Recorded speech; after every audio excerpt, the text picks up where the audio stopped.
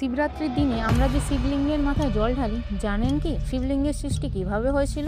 একবার ক্ষীরসাগরে ভগবান বিষ্ণু যোগনিদ্রায় নিমগ্ন ছিলেন। তখন সেখানে উপস্থিত হলেন সৃষ্টিকর্তা ব্রহ্মা। বিষ্ণুকে ঘুমন্ত দেখে ব্রহ্মা ক্ষুব্ধ হয়ে নিজেকে শ্রেষ্ঠ বলে ঘোষণা করেন। কথা কাটাকাটি থেকে শুরু হয় ভয়ঙ্কর যুদ্ধ। সৃষ্টি রক্ষার জন্য তখন ভগবান শিব এক অসীম জ্যোতির্ময় স্তম্ভের রূপে লিঙ্গরূপে তাদের মাঝখানে আবির্ভূত হন। স্তম্ভটির আদি বা অন্ত কোথাও খুঁজে পাওয়া যাচ্ছিল না। বিষ্ণু বরাহ রূপে পাতালের দিকে গেলেন, কিন্তু শেষ পর্যন্ত খুঁজে পেলেন না। শেষে তিনি নিজের পরাজয় স্বীকার করলেন। অন্যদিকে ব্রহ্মা হংসরূপে ঊর্ধ্বলোকে উঠলেন। সেখানে শিবের শীর্ষ থেকে পড়ে আসা কেতকী ফুল দেখে তিনি তাকে মিথ্যা সাক্ষী দিতে বললেন, যেন তিনি স্তম্ভের শেষ পর্যন্ত দেখে ফেলেছেন। ব্রহ্মার এই অসত্য কথা শুনে শিব স্বয়ং প্রকাশিত হন। মিথ্যা বলার জন্য তিনি ব্রহ্মাকে অভিশাপ দেন, পৃথিবীতে তোমার পুজো হবে না। সেই অসীম জ্যোতির্ময় স্তম্ভই আজ পূজিত হয় শিবলিঙ্গ। তোমরা যদি ভগবান শিবকে বিশ্বাস করে থাকো তাহলে কমেন্টে অবশ্যই লিখুন হর হর মহাদেব।